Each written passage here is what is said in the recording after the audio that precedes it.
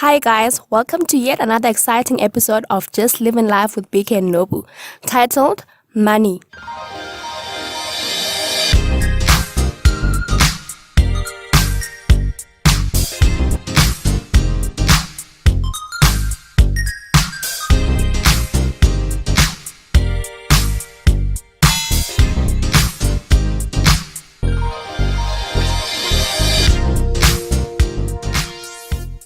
Merging two lives is very difficult. It's even worse when it involves or because it involves merging monies. You see, at the initial stages of a relationship, money is not really an issue because people are not yet that much invested in the relationship, and it seems like a thing that will only happen later in the future. But eventually, as the relationship grows mature and more serious, money becomes a very sensitive topic for any relationship. And sometimes, money is such an intricate topic, it has led to the disintegration of many relationships, where one mishandles money and the other is disgruntled, or where there's lack of money in the home, or where one brings in money and the other doesn't bring in money. So it's a sensitive topic, both in new and in old relationships. And why? What are the issues that surround money? What is it that makes money such a sensitive issue? It's difficult when the relationship has just begun because trust has not really been established as yet. You just met this person, you like their personality, and you think you could have a good future with them, but you're not too sure how they use money. You're not too sure if they can be trusted with money or if they're responsible with money. You don't know each other's spending habits, so there's a fear of that the other might waste my money and in reverse. And sometimes where both parties are independent and financially stable, there can also be an issue when the other always insists on paying for stuff because it makes the other feel useless, so to say. And then there are also issues where if a guy is generally used or was raised in such a way that they believe that the guy is supposed to be the provider, and then you meet a lady who's okay with, taking one for the team once in a while, it can also lead to emasculation. And it's particularly difficult where one is earning and the other is not. Sometimes the one who's earning might feel that they're always bringing something to the party and all they do is give and the other just takes. And at times the one who's bringing in money might be so willing to give, but the other doesn't want to step on the one who's providing's toes. They feel that if they continue to sponge off them, they'll be labeled as someone who's after their money. And then there are general societal perceptions that women are after money, that a girl will come into your life just to spend your money, that women are so expensive and all they do is ask for money and spend money. Now, I'm also learning a lot about money, and I've particularly learned a lot from BK. I feel that he's more well-versed when it comes to money, and I've personally learned a lot.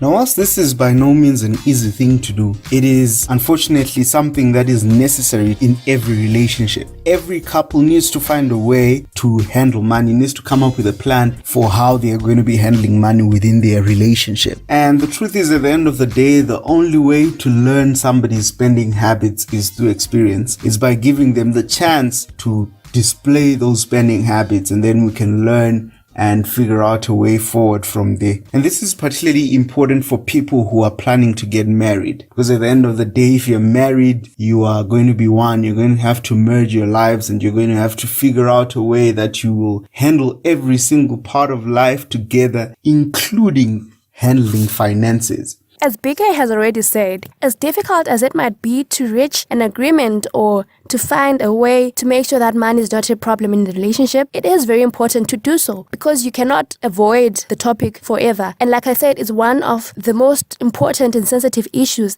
that, if left unhandled, may lead to the disintegration of a relationship. One of the ways to better manage the topic or the issue of money is to set some rules. Generally, accountability helps one make better decisions because they're going to have to answer for them and to justify why they chose to do things the way they did them. So if there are some rules about money set in place in a relationship, one is always mindful that I need to follow the rules lest I have to explain. Now, these rules don't have to be so serious and cumbersome or make the relationship feel like it's now a very formal and demanding thing. It can be simple rules like informing each other if you're going to make big purchases. So for example, you can set a limit to say, okay, if you're going to make purchase that is above such and such, then let's inform each other and agree on that. It can also be a good idea to inform each other if you're going to make any risky decisions concerning money, such as maybe investing in some high-risk business or things like that. It helps that if things don't go as planned and a loss happens perhaps, then it's easy to come back and say, oh, you remember that investment that I made, it didn't work out, than having to explain from scratch that you used money in a risky manner. It's also a good idea to just set up a general budget of how much you'll spend together on fun and things like that, and how much each person will spend on their own personal and separate needs. So we've put together a short list that we think every couple should consider as they're thinking about how they handle money within their relationship. And we chose to call it Back to Basics.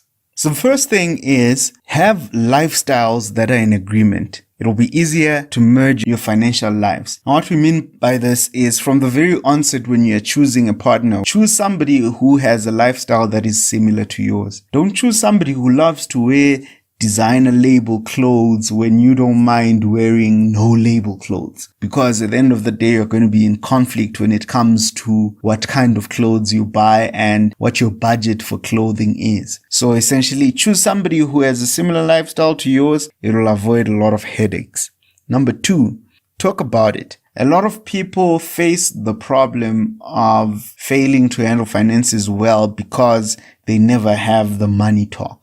But it's important in every relationship to sit down, set time aside when you're not fighting about anything, when both of you are comfortable and relaxed, and talk about money issues. Give a vote in the budget meeting. Sometimes one partner may choose to just be quiet and leave it to the other partner, and that may lead to problems later. So give a vote, say your opinion, give feedback, give criticisms, give encouragement, and at the end of the day, make sure that you plan together and make goals together. Number 3, make money together. It's good teamwork in the relationship, and it will help you guys gel and get to know each other more because you're working together. And at the end of the day, it will help you handle money better together, because if it's money you made together, it'll be easier for you to think about it as our money as opposed to my money or her money. Number 4, it's not yours or mine, it's ours. You're on the same team,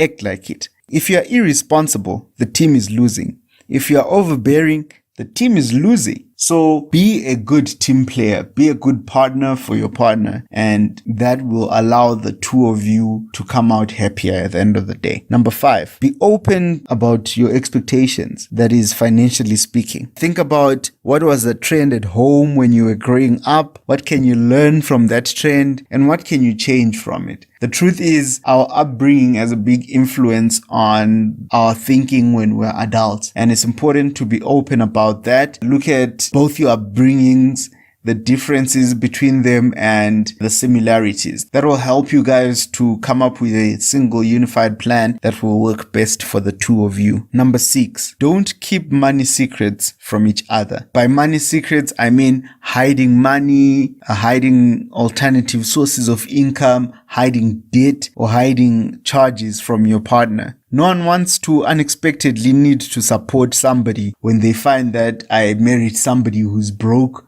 or I married somebody who's got debt and things like that. So you need to be as open as possible to your partner and don't keep secrets from each other. After all, it's all a part of being faithful to each other when you become open as possible. And also understand that as much as you don't want to unexpectedly need to support somebody, you might have to. Because when you get into a relationship, this is a partnership. This is a place where you agree to be there for each other regardless of circumstance. And the number 7, don't feel pressured to make this change. I know sometimes when we hear this kind of advice, we may feel like I just need to shape up somehow and get into this relationship and make things work, even if you don't feel ready to let somebody in or to open up to somebody financially. If you feel you're not ready, don't feel pressured. Don't feel pressured to do certain things just for the sake of keeping a relationship. You'd rather not be in the relationship and do it at a time when you're now ready to.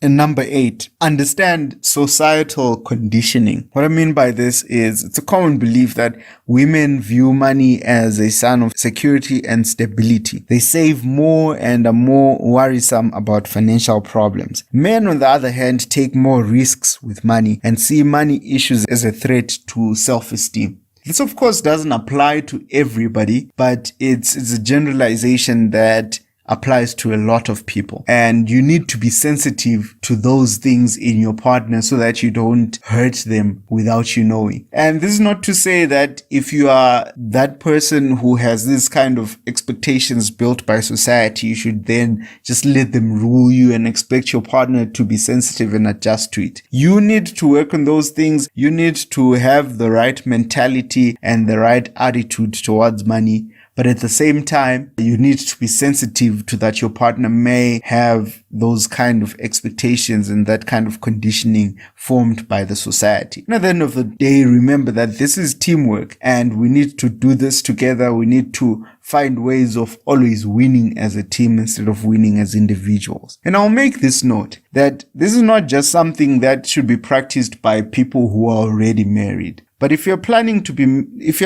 get married, it's important, or it'll be really helpful for you to start practicing these things before you get married, because it'll be really difficult for you to just one day after marriage wake up as somebody who is open about your finances, as somebody who views the finances as ours, and as somebody who is just perfect at handling money. This is something that has to be practiced before, and you find out what kind of a person your partner is financially and whether the two of you are compatible and are able to work those things out. And then ultimately, when you get married, it won't be something new. It'll be something that will be well practiced and you'll be happier. And on the issue of making money together, I believe besides being a very good project that can help bring you close in the relationship, it also helps in that each person knows how much money is available at the time. So you know how much you put into the business, you know how much profit you made, you know what's there to spend, how much you then need to make. That way, each person knows that there's so much money to spend, there's so much money for such and such a thing, and there are no issues of, oh, you don't want me to spend money, but I know you have money, you know?